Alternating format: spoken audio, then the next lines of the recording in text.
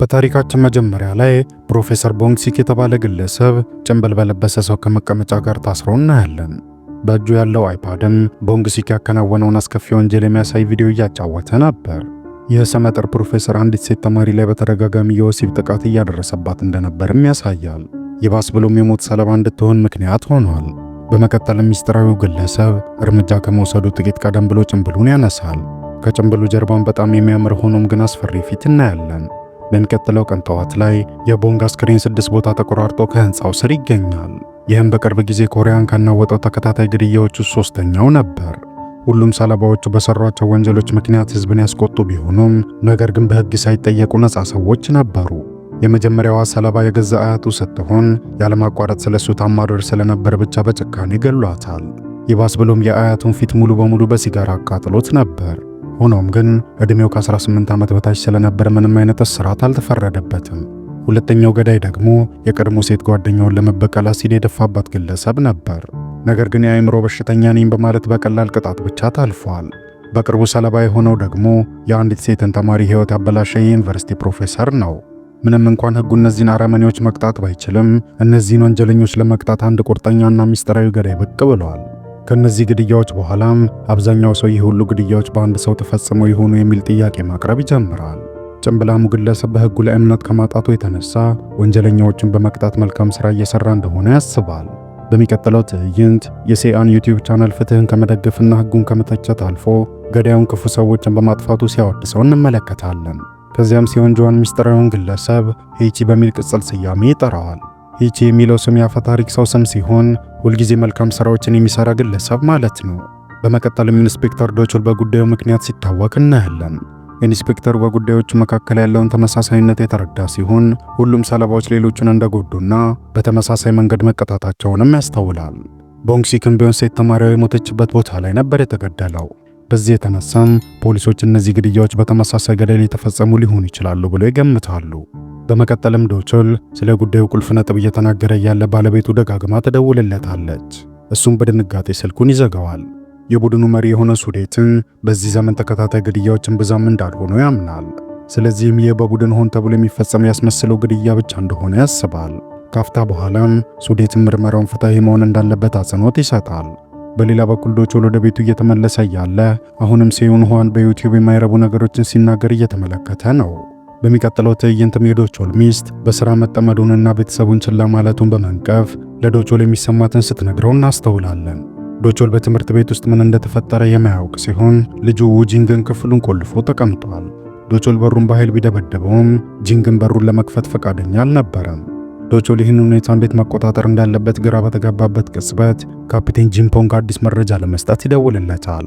ሱኮ 3 ዓመት ከታሰረ በኋላ ሊፈታ እንደሆነም ይደርስበታል። በዚያው ዕለት አንድ ሰው እርጉዝ ሚስቱን ወደ ሆስፒታል ሊወስድ ስለነበር ሱኮውን በመኪና እንዲያደርሰው ይጠይቀዋል። ሱኮ ግን ተናዶ ስለነበር ሰውየውን ይመታዋል። ሚስቱ ልታስቆመው ስትሞክርም ይገፈትራትና የመንገዱ ጫፍ ጭንቅላቷን ይመታታል።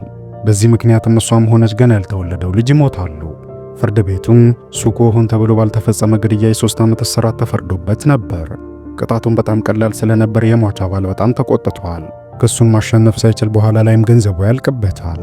በመጨረሻም ሴት ልጁን ይዞ ከሚስቱ ጋር ዳግም ለመገናኘት መኪናውን ወደ ወንዝ በማስገባት ራሱን ያጠፋል።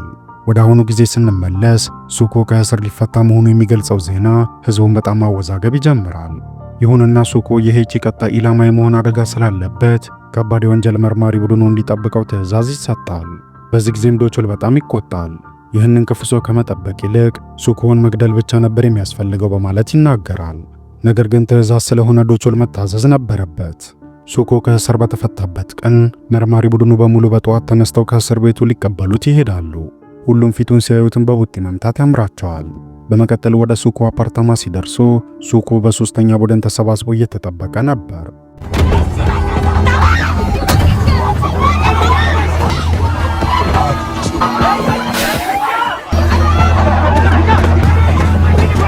ትንሽ ቆይቶም ያመፀኛው የዱርዬ ቡድን ይቀላቀሏቸዋል።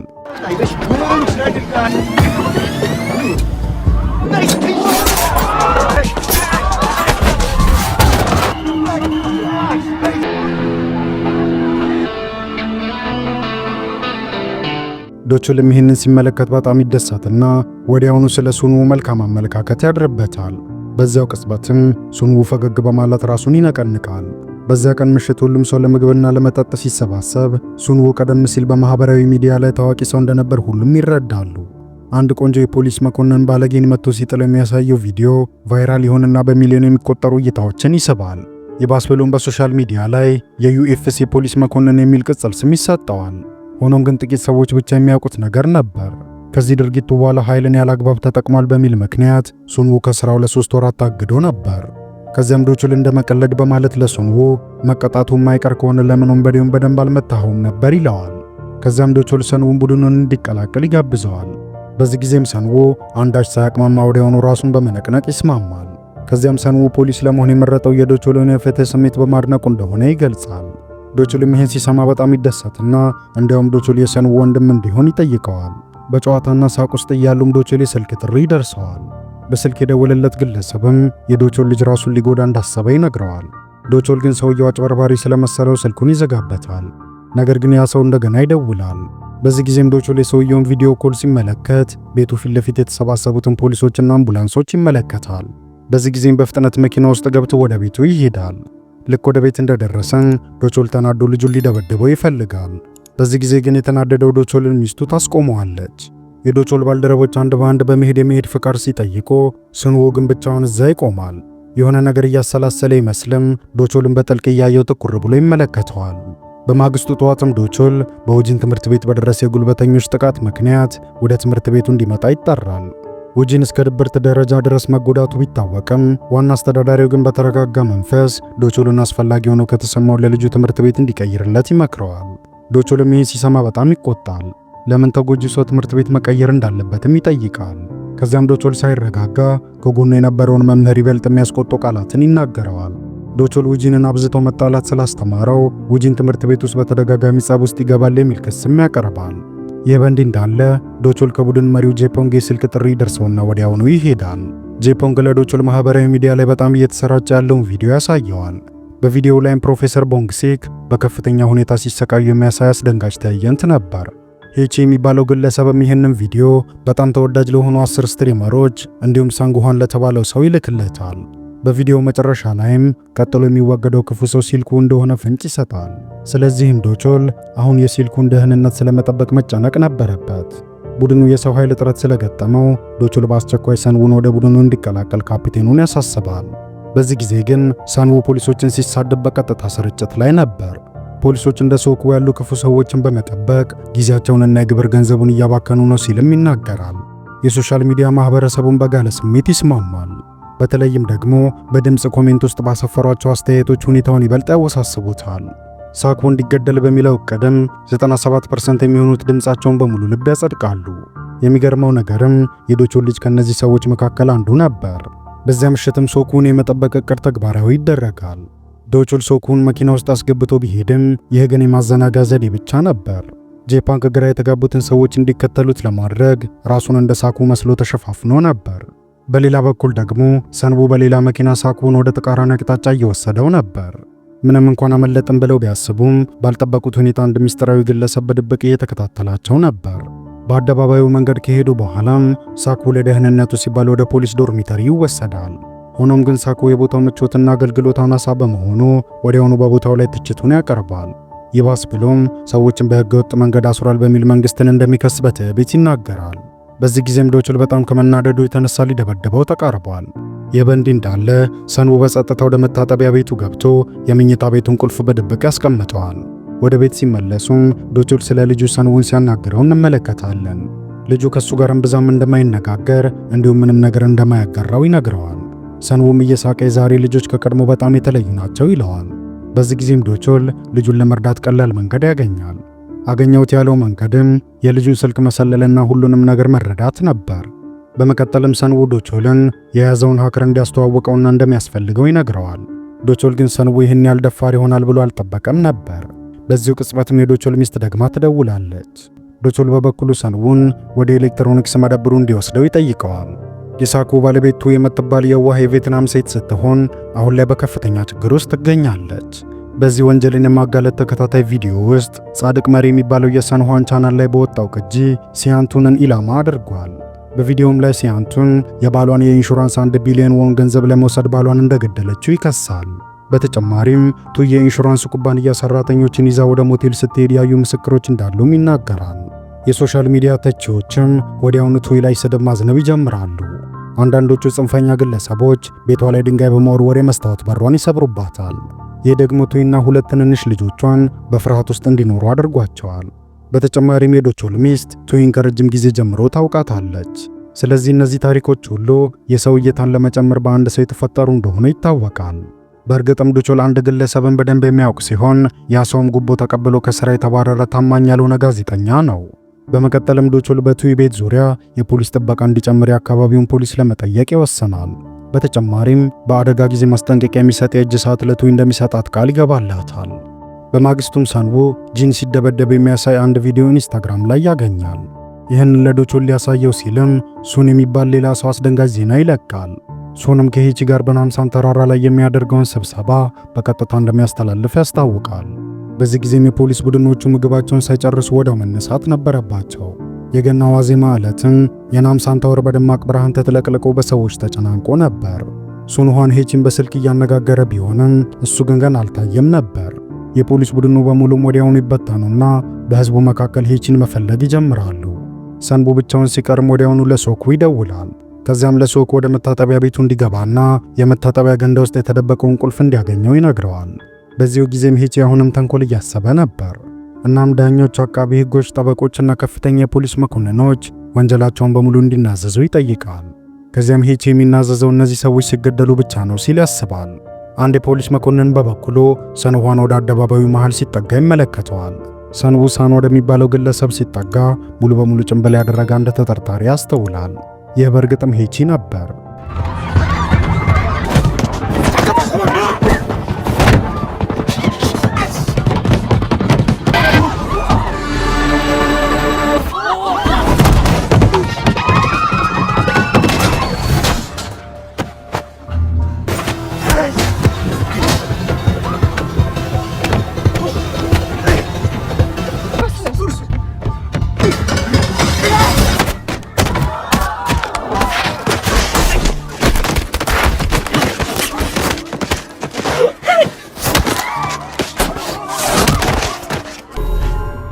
በዙሪያው ያሉ ህዝቦች እየቀረጹ መሆኑን ያየው ሰንዎ ሄቺን ልክ እንደያዘው ይጮሃል። ዶቾልም በፍጥነት ወደ ታች ሲሮጥ ተጠርጣሪው ተደብድቦና ህይወቱ አልፎ ይመለከታል። ሰንኋም ሙሉውን ትዕይንት በቀጥታ እያስተላለፈ ስለነበር ዶቾል ስለ ሰንዎ ይጨነቃል። በመቀጠል ተጠርጣሪው ለድንገተኛ ሕክምና ወደ ሆስፒታል ሲወሰድ የፖሊስ ቡድኑ በሙሉ ይደነግጣሉ። ፖሊሶቹ ሰንቡ ለምን ያን ያህል በአሰቃቂ ሁኔታ እንደደበደበው ሊገባቸው አልቻለም። ሰንቡ በእርግጠኝነት እንደገና አደብ እንደሚገዛም ያስባሉ። ሆኖም ግን ፖሊሶቹ ትንሽ ቆይቶ ያ ሰው እውነተኛው ሄቺ አለመሆኑን ይረዳሉ። እርሱ ተመልካችን ለመሳብና መስተጋብር ለመፍጠር የውሸት ትዕይንት እንዲሰራ በስዋን የተቀጠረ ተዋናይ ብቻ ነበር። በዚህ ጊዜም ጄፒዮንግ ሲልኩ ከቤቱ ፊት ለፊት መሞቱን የሚገልጽ ዜና ይደርሰዋል። ጥበቃ ላይ የነበሩት 2 ፖሊሶችም ሲልኩ ከምሽቱ ጀምሮ እየሸሸ መሆኑን ቢያውቁም አለቆቻቸው እንዳይቆጧቸው በመፍራት ለመዘገብ አልደፈሩም። እናም በድብቅ ሲልኩን መፈለግ ጀምረው ነበር። በድብቅ እሱን ሲፈልጉ ከቆዩ በኋላም ያገኙት ግን የሶኩን ሬሳ ብቻ ነበር። ሳኩ ልክ ቀደም ሲል እንደገደላት ሴት ሁሉ አሁን እሱ ሲገኝም የራስ ቅሉ ተሰብሮ ነበር። በመቀጠልም ዶቾል ምላሱ መውጣቱን ያስተውላል። ይህ የሚያሳየውም ሕይወቱ ያለፈው በራስ ቅል ጉዳት ሳይሆን የሞተው በመታፈን እንደሆነ ነበር። እየተመለከተ የነበረው ሕዝብን በሳኩ ሞት በጣም ይደሰታል። አንዳንዶች እንዲሁም እንደሱ ያለ ግለሰብ ቀድሞ መጥፋት ነበረበት በማለት ይራገማሉ። በዚህ ጊዜም ዶቾል በቁጣ ሁሉም ዝም እንዲሉ ይጮሃል። ወንጀለኛው አደገኛ ገዳይ እንደሆነ በመግለጽም ሁሉም እንዲረጋጉ ያስጠነቅቃል። ይህ በእንዲህ እንዳለ አንድ ሰው ፖሊስ ሄቺን ስላሰቃየው በመወገዝ በቀጥታ እያስተላለፈ ነበር። ዶቾልም በሩን ሰብሮ በመግባት ሱን ፖሊሱን በማደናቀፉ እንደሚያስረው ይዝትበታል። ሱን ግን አሁንም ግትር ነበር። በመቀጠልም ዶቾል የውሸተኛው ሄቺ የሴት ጓደኛ ሱን ወንድሟን ሄቺን መስሎ እንዲሰራ የቀጠረው እሱ እንደሆነ ዘግባለች በማለት ይነግረዋል። ሱን መረጃውን ከማሰራጨቱ በፊትም ለዶቾል መረጃውን ለመስጠት በፍጹም ፈቃደኝነት ይስማማል። የሥራ ባልደረባውም ልጅቷን የት እንዳገኛት ዶቾልን ይጠይቀዋል። የውሸተኛው ሄቺ የሴት ጓደኛ ግን በፍጹም እዚያ አካባቢ አልነበረችም። ዶቾል ይህንን ውሸት ፈጥሮ የተናገረውም ሳንጓንን ለማስፈራራት ብቻ ነበር። ይህ በእንዲህ እንዳለ ውጂን በትምህርት ቤት ቦክስ ጂም ውስጥ በጉልበተኞች እየተደበደበ ነበር። ይባስ ብሎም የዶቾልን ቪዲዮ እያዩ ውጂን ላይ እየሳቁበት ነበር። ዶቾል ካንቱ የፖሊስ መኮንን እንደሆነ ሲናገሩም ውጂን በጣም ይናደዳል።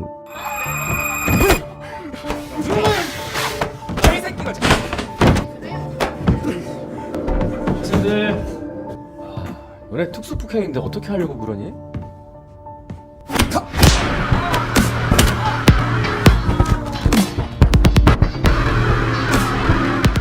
በማግስቱ ጠዋትም የዶቾል ሚስት ደውላ ውጂንን ያስጨነቁት ጉልበተኞች ይቅርታ ለመጠየቅ እንደመጡ ትነግረዋለች።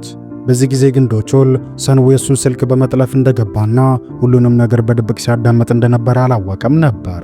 በዚያ ምሽትም ሁለቱ ሚስጥራዊ ሰዎች በወንዝ ዳርቻ ይገናኛሉ። ከዚያም እዛው ቦታ ላይ ቦርሳ ይለዋወጣሉ። በመቀጠልም አንደኛው ሰው ድልድይ ላይ የሚወዳደሩ ጋላቢዎችን ቡድን ለመከተል ወዲያውኑ መኪናውን ይነዳል።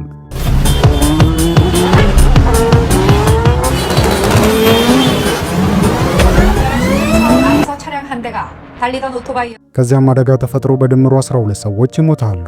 ይህ ግለሰብም የቀድሞ የልዩ ኃይል ወታደር ካንግሁን ነበር። ከ2 ዓመታት በፊት በእነዚህ ጋላቢዎች ምክንያት የካንጉን የሴት ጓደኛ በፍትህ መጓደል ሞታለች። ምንም እንኳን በወቅቱ ካንጉን ለመበቀል ሞክሮ የነበረ ቢሆንም ነገር ግን ሳይሳካለት ቀርቶ ነበር። ይባስ ብሎም ካንጉንን ከሰራዊቱ አባረውት እስር ቤት ገብቶ ነበር። ካንጉን ከመዘዋወሩ በፊት የሱን ቤት አቅራቢያ መኪናው ታይቶ ነበር። ብዙም ሳይቆይ የፖሊስ ቡድኑ በአቅራቢያው ተሸፍኖ የነበረው የካንጉንን መኪና ያገኙታል። በመቀጠልም ሰንዎ ከመኪና ውስጥ ቤት ውስጥ የተሰራ ሽጉጥ ያገኛል። ከዚያ በተጨማሪም በሄቺ ስለተገደሉት ሰዎች ብዙ መረጃ የያዘ ማስታወሻ ደብተር ያገኛል። ከዚህ ጋር ተያይዞም ሳክቡ ይኖርበት የነበረው የፖሊስ ዶርሚተሪ ፎቶዎች ነበሩ። በእነዚህ ፍንጮች ምክንያትም ካንጉን ወዲያውኑ የሄቺ ተጠርጣሪ ይሆናል። በዚያው ዕለት ምሽት ላይ ቡድኑ በሙሉ ካንጉንን ለመፈለግ ወደ ሱሰኞቹ ሰፈር ይሄዳሉ። ከተወሰነ ፍለጋ በኋላም ዶቾልና ሰንዎ ካንጉንን በጨለማ ቤት ውስጥ ያገኙታል። ልክ ዶቾል ለእርዳታ ሲሄድም ካንጉንን እንዲይዘው ለሰንዎ ይነግረዋል።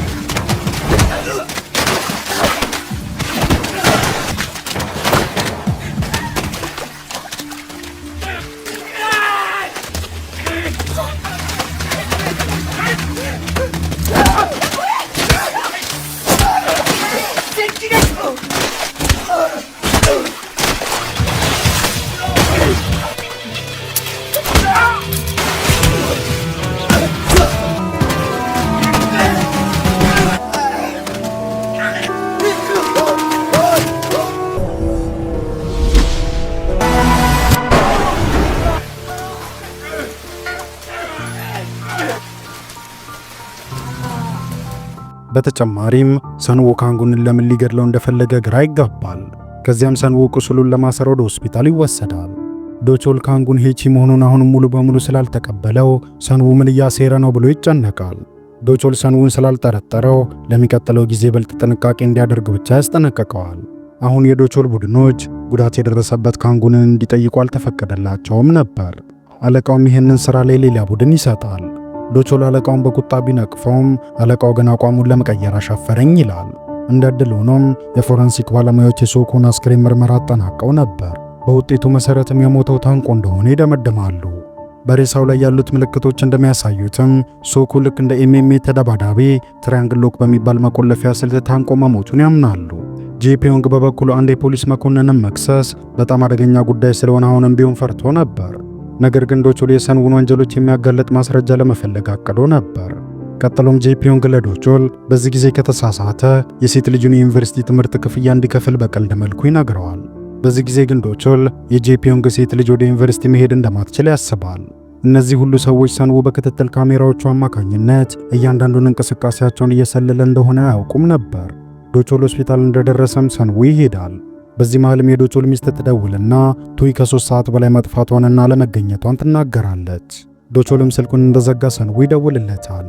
ዶቾልም ወዲያውኑ ቅጂውን ከፍቶ ሰንዉ እውነተኛው ሄቺ እሱ እንደሆነ ይጠይቀዋል። ሰንዉ ግን ዶቾል ወጥመድ እንዳዘጋጀለት እርግጠኛ ነበር። በዚህ ጊዜም ዶቾል ለሰንዎ እንዲናዘዝና ንጹሃን ሰዎችን እንዳይጎዳ ይመክረዋል። በምላሹም ሰንዎ ውጂን ታስሮ በቤይዜ ሲረጭ የሚያሳይ ቅጂ ይልክለታል። በዚህ ጊዜም ዶቾል ስልኩ እንደተጠለፈ ይረዳል። ዶቾልም ወዲያውኑ የጥበቃ ሰራተኛው ጋር ደውሎ ለጄፖንግ አስቸኳይ ድጋፍ እንደሚፈልግ ይነግረዋል። ከዚያም ዶቾል በሰንዎ ጥያቄ መሰረት ወደ ጨለማ ዋሻ እየነዳ ይሄዳል። ሰንዎ ከወንበር ጋር ታስሮ ሳለ ቱይ ደግሞ ከጭነት መኪና ጋር ታስራ ነበር። ከቱይ ፊት ለፊት ሹሉ የብረት ዘንግ የተሰቀለ ሲሆን ትንሽ ንቅናቄ እንኳን አንገቷን እንዲወጋት ያደርጋል። በመቀጠልም ሰንዎ ለዶቾል እርሱ በፍጹም ሄቺ እንዳልሆነ ይነግረዋል። ሄቺን የፈጠረውና ብዙሃን ሰዎችን የጎዳው ሰንኋን እንደሆነም አንድ በአንድ ያብራራለታል። በመቀጠልም ሰንዎ ዶቾልን ወንጀለኞች በትክክል ሳይቀጡ ሲቀሩ ሁልጊዜ እርካታ እንደማይሰማው ያስታውሰዋል። ሰንዎ በድብቅ በየጊዜው ይቀዳ የነበረ ሲሆን ዶቾልን በወንጀለኞች ላይ ጡንቻውን መጠቀም ይወድ ነበር። ምናልባትም ዶቾል ራሱ ሌላ ሄቺ ለመሆን ተቃርበህ ነበር በማለትም ያስታውሰዋል። ከዚያም ለዶቾል 2 አማራጮችን ይሰጠዋል። የመጀመሪያው አማራጭን ሱንቱይን እንደገደለ አድርጎ ትዕይንቱን በመስራት ወንጀሉን በሰንኋን ላይ ማላከክ ነበር። የሄቺን ቅጽል ስም የፈጠረውና ከሱ ከፍተኛ ጥቅም ያገኘው ሱን ነውና የታሪክ በጣም አሳማኝ እንደሚሆን ይነግረዋል። በዚያን ጊዜ ሰንዎ የዶቾልን ልጅ ይለቃል። ሁለቱም ደግሞ የፖሊስ መኮንኖች ሆነው እንደሚቀጥሉ ይነግረዋል። ሁለተኛው አማራጭ ደግሞ ዶቾል ለመተባበር ፈቃደኛ ካልሆነ ሰንዎ መጀመሪያ ውጂንን መግደል እንዳለበት ይነግረዋል። ከዚያም የቱይና የሱ ተራ ይሆናል። ስራውን ሲጨርስም ሰንዎ የውሸት ማስረጃዎችን በመፍጠር ዶቾል ራሱን ሄቺና ብሎ መክሰስ እንደሆነ ያስረዳዋል። በዚህ ጊዜም ዶቾል በሐሳብ ይጨነቃል። ምን መምረጥ እንዳለበት ባለማወቁም ግራ ይጋባል። በመጨረሻም ህሊናውን ለመከተልና መጀመሪያ ቱይን ለማዳን ይወስናል። በድንገትም መብራቱ ሲበራ ሰንዎ ይታያል። ከዚያም ሰንዎ ሰዎቹን ውጂንን እንዲገድሉት ወዲያውኑ ሲያዛቸው ዶቾል ምንም እርምጃ ከመውሰዱ በፊት ስልኩ ይጮኻል። ከታዛዦች የመጣው መልእክትም የውጂን ቦታ መገኘቱንና ጉልበተኞቹ እንደተያዙ የሚገልጽ መልእክት ነበር። ከአሁኑ በኋላ የሚጨነቅበት ነገር ያልነበረው ዶቾል ወዲያውኑ ሰንዎን ለመምታት ይጣደፋል።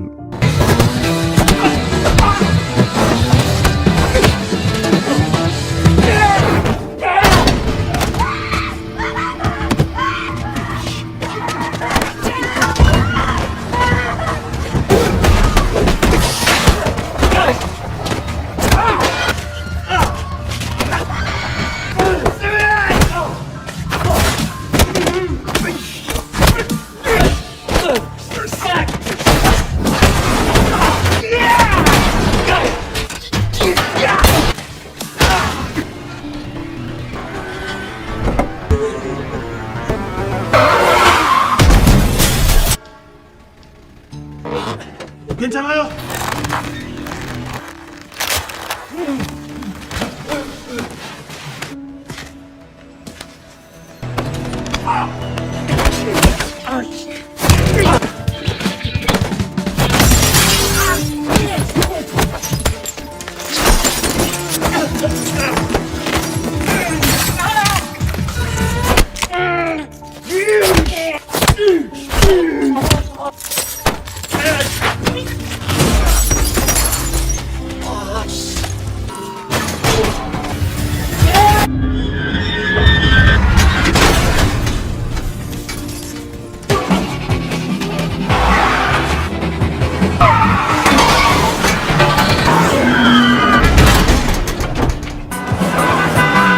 야, 너 얼굴이 왜 그래?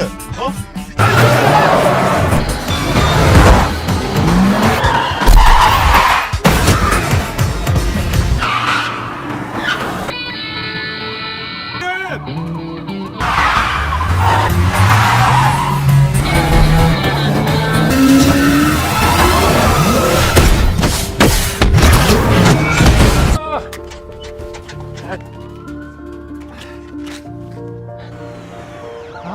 ዶቾል ነገሮችን ሲያጣራም የሰንዎ ልብ ምት እንደቆመ ይገባዋል። ከዚያም ለሰንዎ ሕክምና ለመስጠት ይሞክራል። ምንም እንኳን አምቡላንስ ደርሶ የነበረ ቢሆንም ነገር ግን ሰንዎን ችላ ብሎት ያልፈዋል። በመቀጠልም ዶቾል ለንጹሃን ተጎጂዎች ሲባል ሰንዎ በሕግ ፊት ለወንጀሎቹ ካሳ መክፈል እንዳለበት አጥብቆ ይናገራል። በመጨረሻም ሰንዎ ወደ ሕይወት ይመለሳል። ከዚያም ዶቾል ሰንዎን በካቴና ያስረውና በቀላሉ እንደማይሞትና ቅጣት እንደሚጠብቀው ያስጠነቅቀዋል። በዚህ ጊዜም አንድ ሰው ተመልካቾችን ለመሳብ በቀጥታ ስርጭት ለማስተላለፍ ይሞክራል። ዶቾልና የቡድን አጋሮቹ ግን መሬት ላይ ተቀምጠው በእፎይታ ይተነፍሳሉ። ሁሉም ነገር ካለቀ በኋላም ዶቾል እኩለ ሌሊት አልፎ ወደ ቤቱ ይመለሳል። ሚስቱና ልጆቹ ብርድ ልብስ ተከናንበው ስለነበር የራሱን የኑድልስ ምግብ ለማብሰል ይሄዳል። ውጂን ውሃ ለመጠጣት ከተነሳ በኋላም ዶቾል የሁለቱን ፊት ተጎሳቅሎ ይመለከታል። ከዚያም ውጂንም ባለማሰብና ቸል በማለቱ ይቅርታ ይጠይቀዋል። ቀጥሎም ለውጂንም አንድ ሳህን ኑድልስ ይሰጠዋል። ውጂንም ዝም ብሎ ኑድልሱን ለመብላት ይቀመጣል። የድርጊቱ ለአባቱ ይቅርታ ማድረጉን እያሳየንም ፊልሙ እዚህ ጋር ይጠናቀቃል። ከዚህ ቀጥሎ በምስሉ ላይ የምትመለከቱትን ምርጥ ፊልም ተጋበዙልኝ። እንደዚህ አይነት ጸዴ ፊልሞች ሲለቀቁ እንዲደርሷችሁ ቪዲዮውን ላይክ፣ ቻናሉን ደግሞ ሰብስክራይብ በማድረግ የደወል ምልክቷን ማብራት እንዳይረሳ።